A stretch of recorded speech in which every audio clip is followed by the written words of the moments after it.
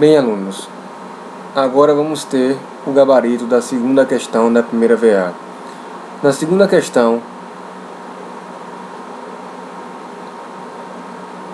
existe um vetor A e N é o tamanho do vetor. E ainda I na função é reconhecido como sendo o índice do vetor. Então o algoritmo foi chamado de verificação do vetor, onde são passados três parâmetros. O primeiro, o próprio vetor. O segundo, N, o tamanho do vetor. E K, que seria um índice.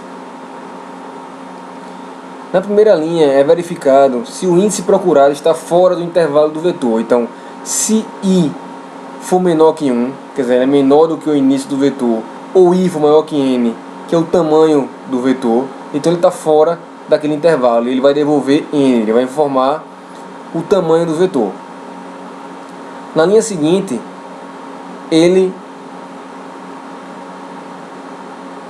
o índice J recebe o mesmo valor do índice I e percorre, quer dizer, ele inicia no valor de I e percorre até o tamanho máximo do vetor menos 1 para todos os elementos seguintes ao índice fornecido.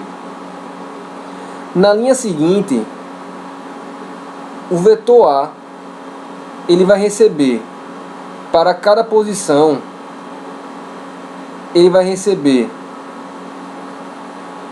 o valor correspondente à posição seguinte do vetor. Então o que é que vai acontecer com isso? A posição corrente ela vai ter o seu valor sempre sobrescrito pelo valor da posição seguinte. Então com isso a gente vai sempre deslocando o valor de uma posição seguinte para uma posição anterior. Então com isso que a gente está fazendo no vetor, a gente está removendo valores de um vetor. E aí ao final ele devolve o tamanho do vetor após a exclusão. Então com isso o gabarito da segunda questão seria a letra B, onde esse algoritmo está efetuando a remoção em um vetor. Então esse é o gabarito da segunda questão da nossa primeira VA.